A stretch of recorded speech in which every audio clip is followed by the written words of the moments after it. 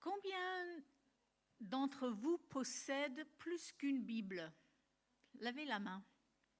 Bon, je vous vois très mal, mais c'est presque tout le monde. Plus que 5. Plus que 10. Vous êtes quand même des gens très spirituels, hein? Vous savez, déjà posséder une Bible est relativement récent dans l'histoire du christianisme. Mais aujourd'hui, nous disposons des nombreuses traductions de la Bible, des commentaires, des concordances, des logiciels exégétiques pour tous les niveaux. Et nous pouvons même nous balader avec plusieurs traductions de la Bible dans notre smartphone. Mais parfois, je me pose la question, quelle est vraiment la place des Écritures dans notre vie et dans la vie de nos églises? Les évangéliques ont la réputation de bien connaître les Écritures, mais je trouve que nous le lisons de moins en moins. Et qu'une partie de personnes dans nos églises n'ont pas de contact avec l'Écriture en dehors du dimanche matin. Parfois, dans nos cultes, il y a peu de textes bibliques qui sont lus. Et même quand ils sont lus, nous ne laissons pas le temps pour que ce texte résonne en nous. Et je me suis dit, mais pourquoi le nombre de Bibles augmente et la lecture de la Bible semble-t-elle diminuer?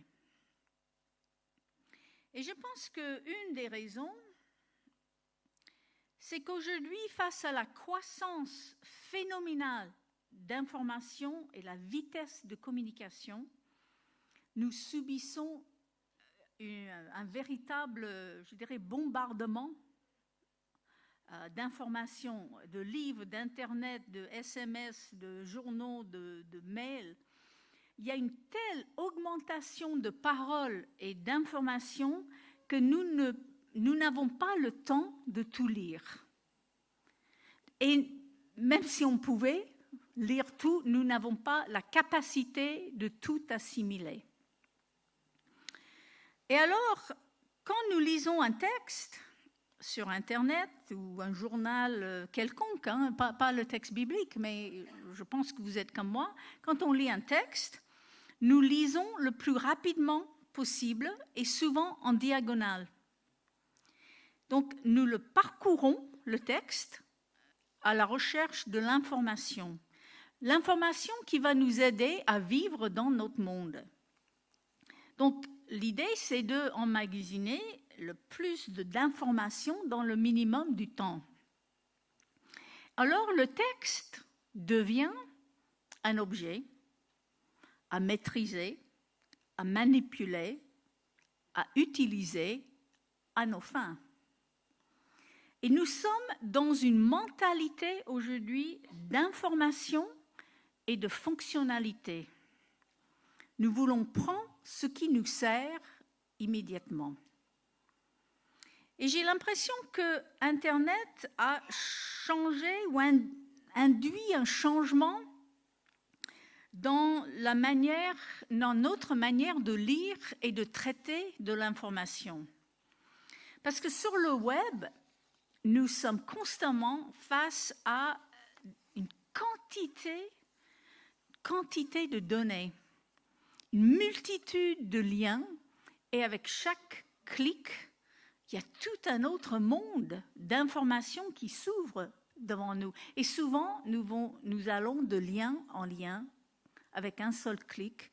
Il y a tout un monde et on est à la recherche de la perle rare, ce qui va nous servir.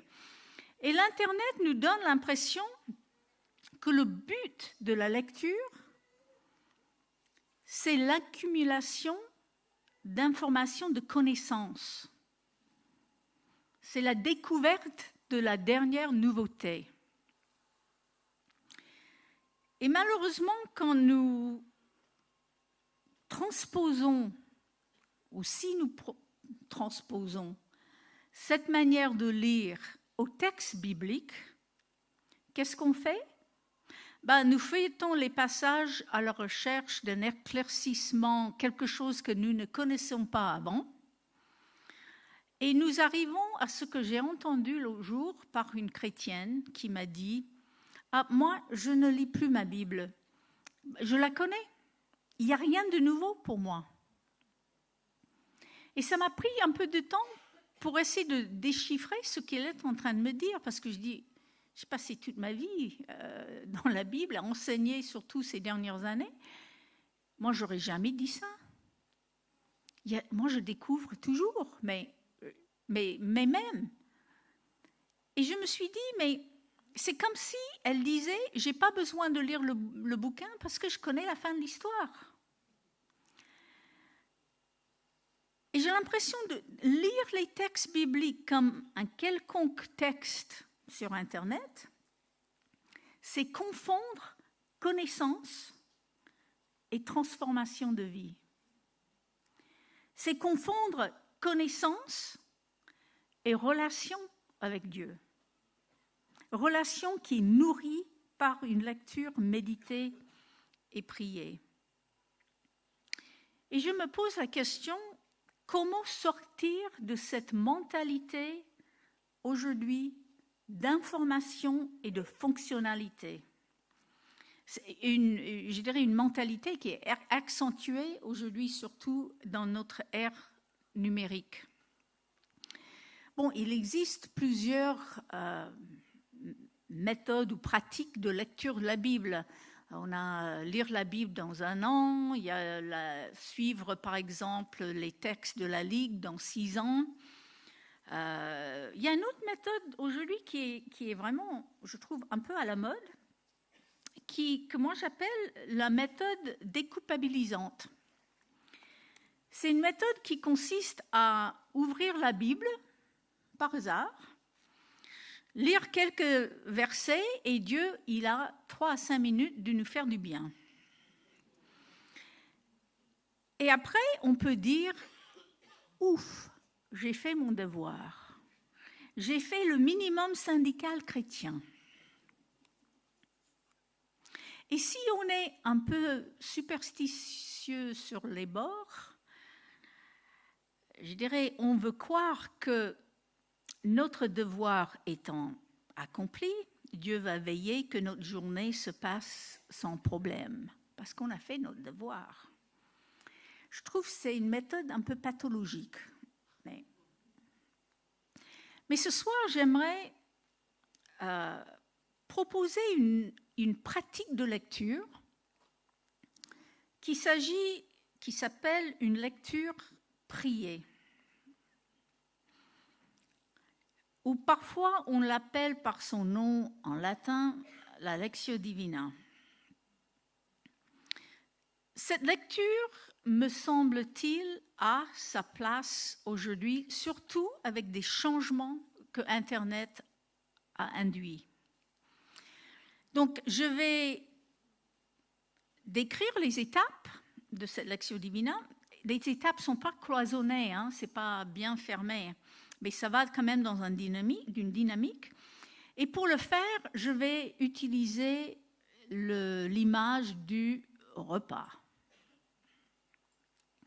Et puis, je vais terminer en soulignant l'importance de cette lecture, pourquoi cette lecture est si importante aujourd'hui.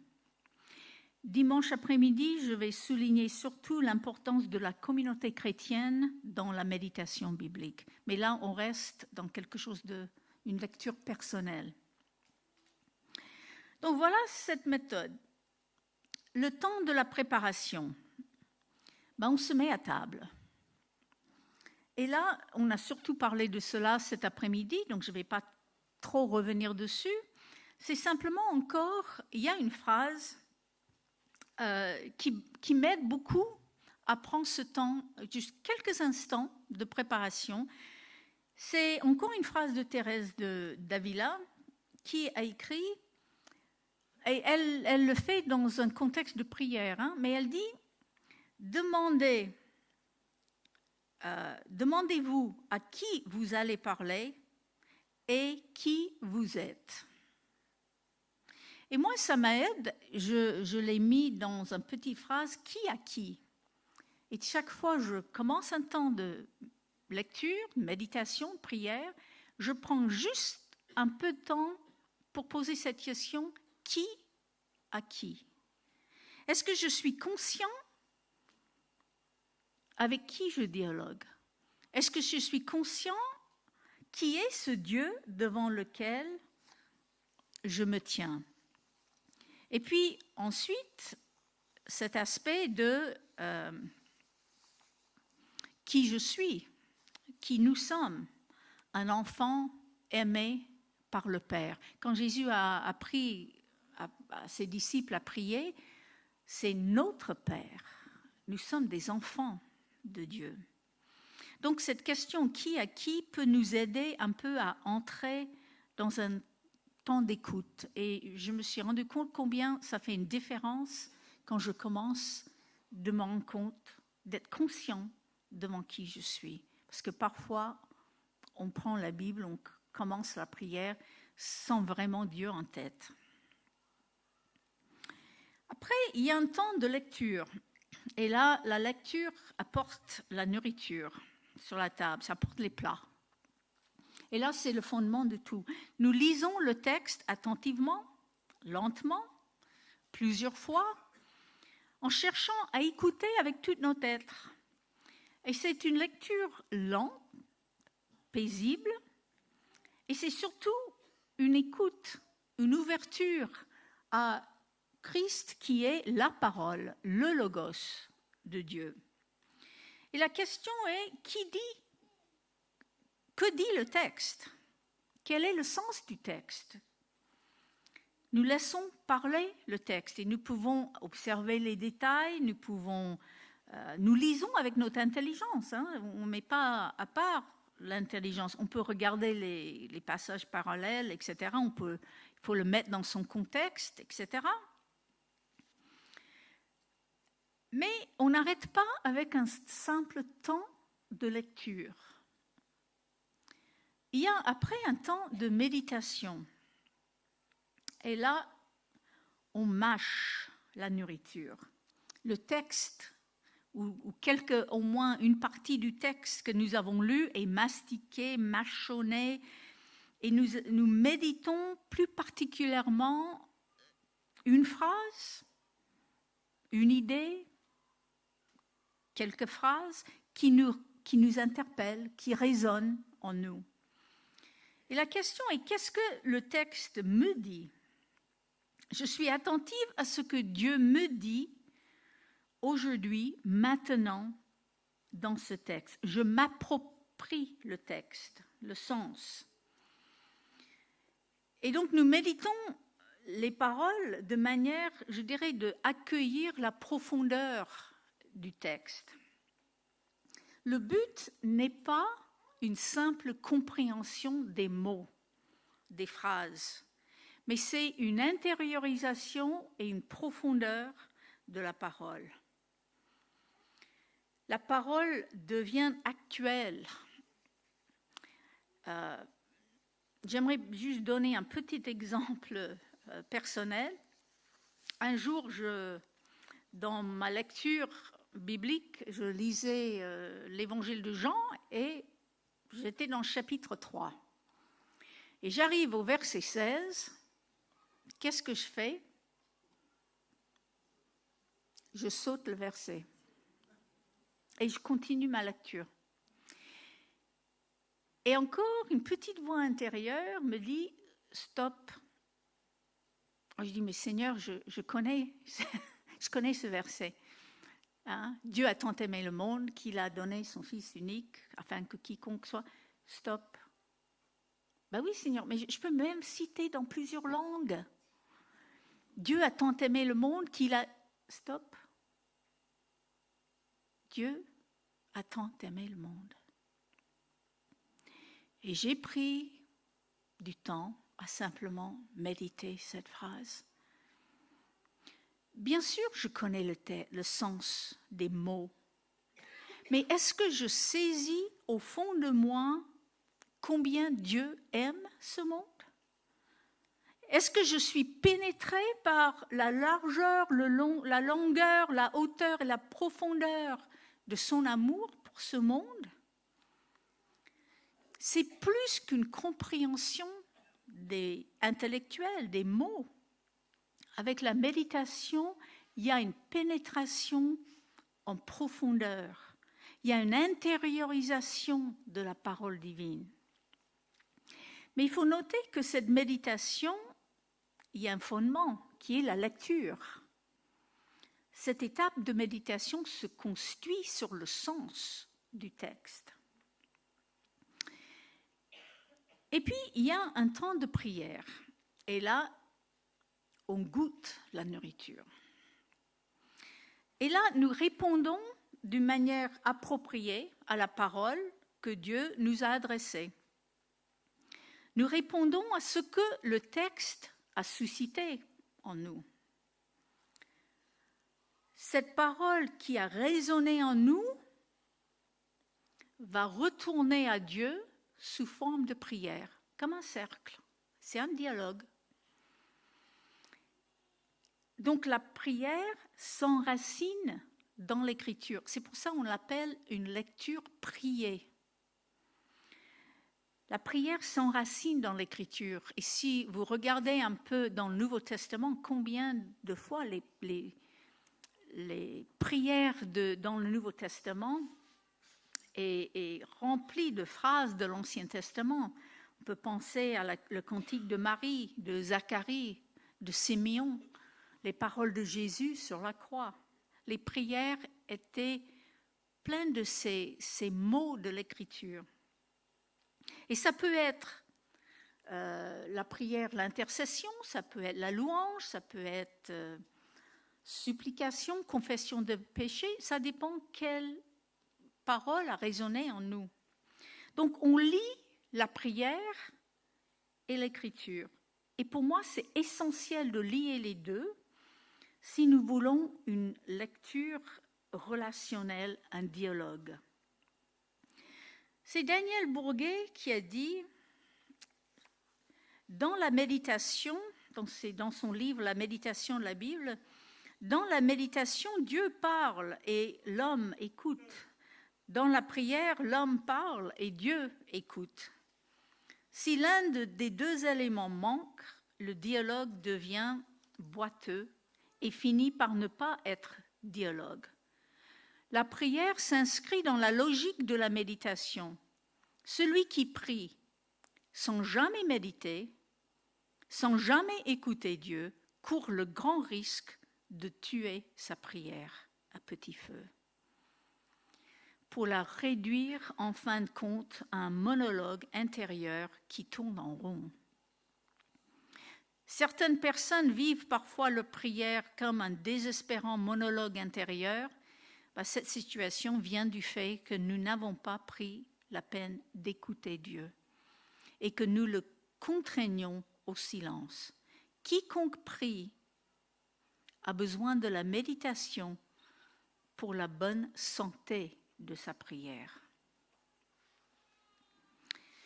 Donc il y a un temps de prière, mais petit à petit, notre prière devient de plus en plus silencieuse. Et ça nous amène à la prochaine étape, le temps de simple présence. On traîne à table, si je reste dans le repas. On traîne à table. Parce que quand on a dégusté un bon repas, on ne bondit pas hors de la table pour courir un marathon. Qu'est-ce qu'on fait? Au contraire, on reste à table, tranquille, rassasié. On a le souvenir des saveurs, des plaisirs ressentis, sauf qu'on a mangé à McDo. Là, c'est pas la peine. Mais un très bon repas, on aime juste traîner un peu quand même à table. Donc là, nous restons tout simplement présents attentifs à Dieu, dans un abandon confiant, simplement conscient que Dieu, il est là. Nous restons consciemment dans la présence, je dirais, de cette triunité qui est au-delà de toute parole, de toute façon. Quand on aime quelqu'un, on n'a pas besoin de baritiner tout le temps, de tchatcher tout le temps. Je ne pense pas. Je pense que ça arrive, des couples, simplement de rester ensemble sans échanger des mots. On peut avoir une communion profonde sans parole. Et peut-être c'était l'expérience du psalmiste quand il a écrit les versets dans le psaume 131. « J'ai imposé le calme et le silence en mon âme comme un enfant sévré auprès de sa mère. Mon âme est en moi comme un enfant sévré. » Puis il y a le temps de mise en pratique. Cette nourriture reçue, assimilée, donne l'énergie de nous mettre en action. Nous ne pouvons pas rester, je dirais, indifférentes à la parole qui a résonné en nous, à l'appel que Dieu nous a adressé. Parce que la véritable écoute de Dieu conduit à l'action, à la pratique. Ça devient concret dans notre quotidien. Et c'est la mise en pratique de la parole qui l'ancre en nous. Alors voilà les 6 étapes de cette lecture priée. Je dirais concrètement, cette lecture priée suppose des textes déjà déterminés. Il ne faut pas juste prendre la Bible et commencer à regarder, à feuilleter, etc. Donc on peut suivre un plan de lecture, mais il faut choisir, même quand on fait un plan de lecture, choisir juste un petit parti où nous allons méditer, juste un verset ou un petit verset. Parce que le but n'est pas d'aller loin, n'est pas de lire la Bible dans un an, d'avoir plein de passages. Le but, c'est de développer notre relation avec Dieu, de croître dans notre vie spirituelle.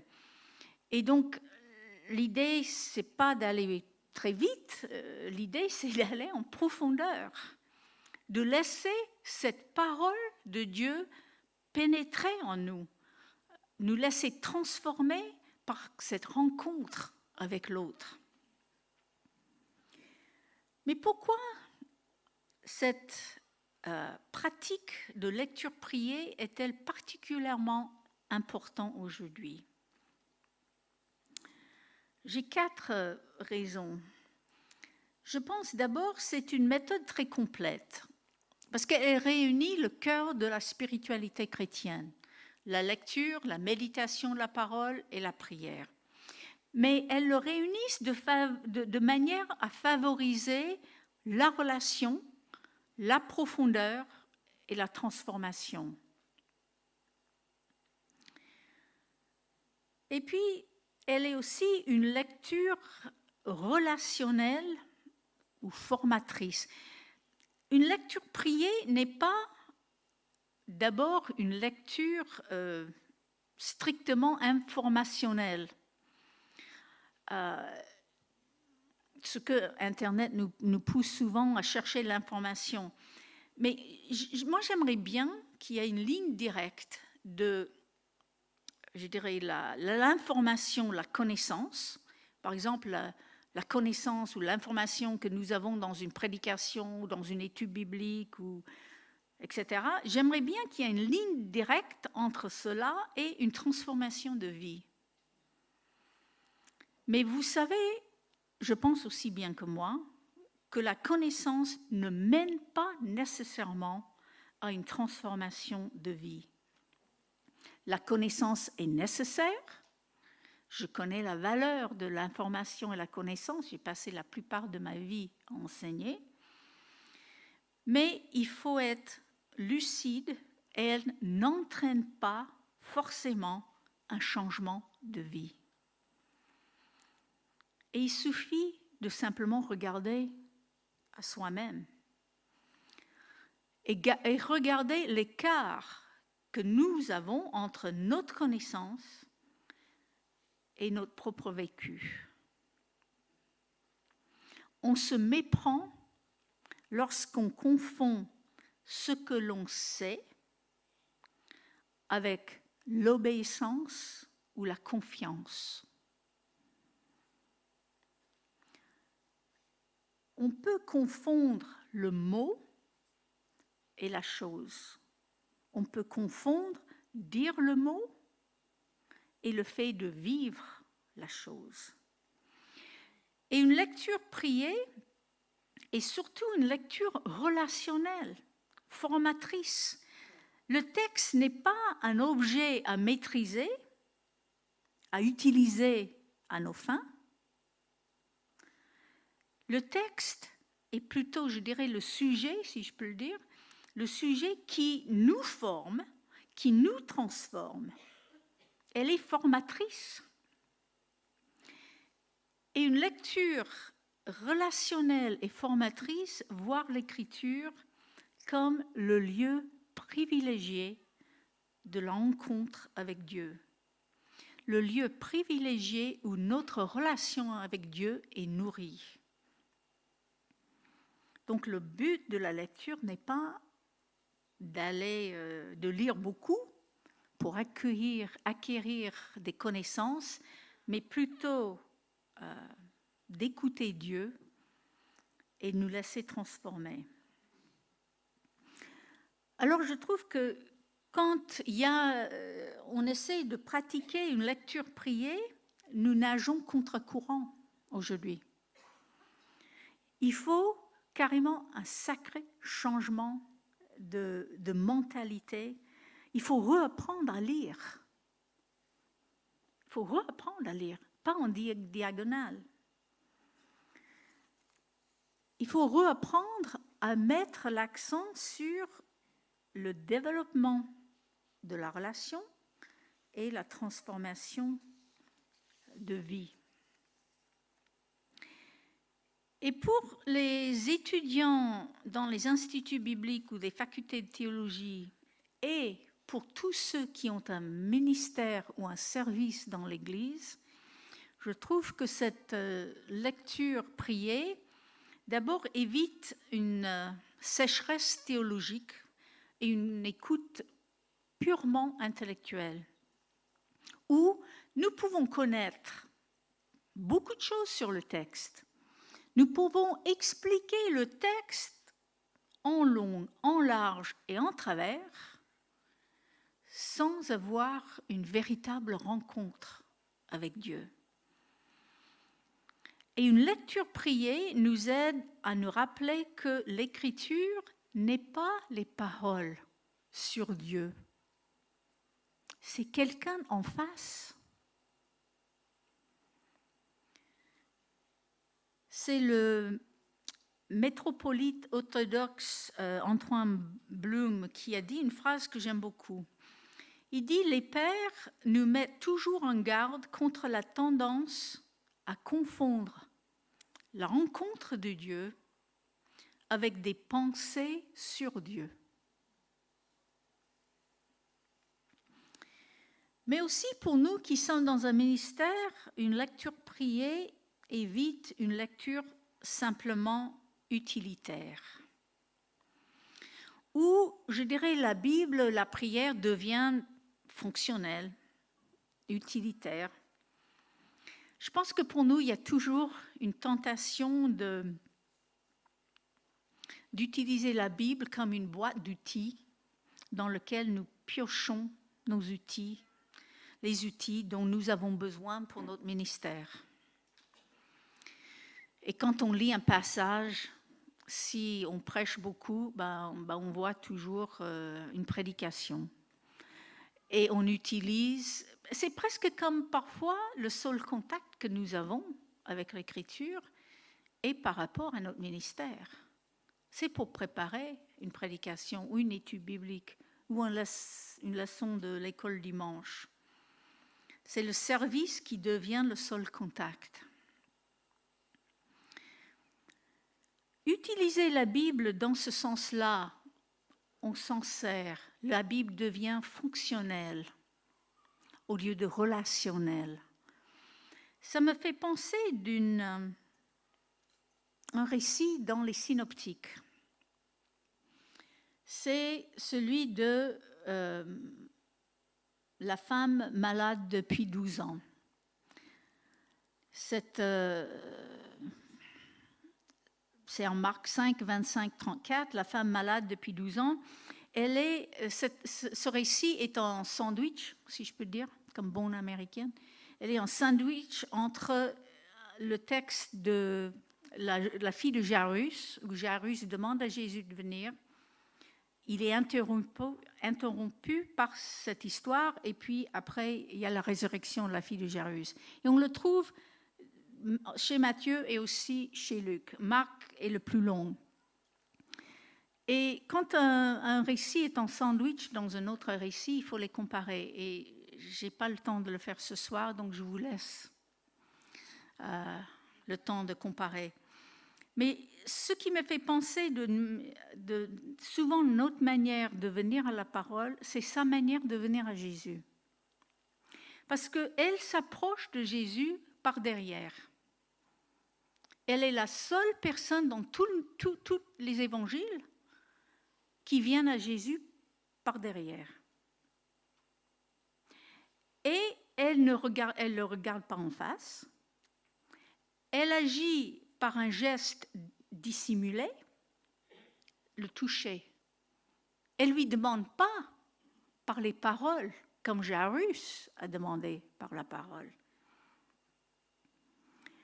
Donc elle pense simplement toucher Jésus, prendre ce dont elle a besoin et vite partir.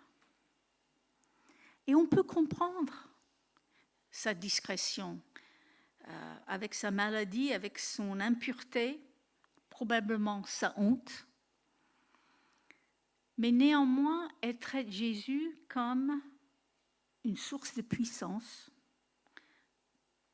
simplement pour la satisfaction d'un besoin. Elle ne demande rien, elle prend et veut partir. Mais Jésus n'est pas simplement une puissance, une source de puissance utilitaire. Jésus est une personne. Il n'est pas un distributeur de miracles. Jésus est une personne, et alors qu'est-ce qu'il fait? Il arrête tout, il se retourne et il dit « Qui m'a touché ?» Et par cette question, il invite cette femme à une rencontre face à face. Là, elle a besoin de dialoguer avec lui, de le regarder en face. Et Jésus désire tellement cette rencontre qu'il interrompt quelque chose de très important parce qu'il était en chemin de guérir la fille de Jairus. Il interrompt tout pour dialoguer avec cette femme.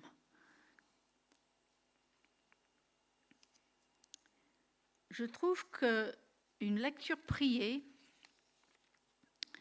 c'est une lecture qui nous aide à prendre le temps d'un face-à-face, de ne pas lire que pour la connaissance, mais aussi d'intérioriser cette parole et de laisser descendre en nous. Une lecture priée n'est pas la seule manière de lire la Bible, mais je trouve que dans notre ère numérique, c'est une méthode qui va à l'encontre justement de notre manière habituelle à lire et favorise quand même cette relation avec Dieu. Merci.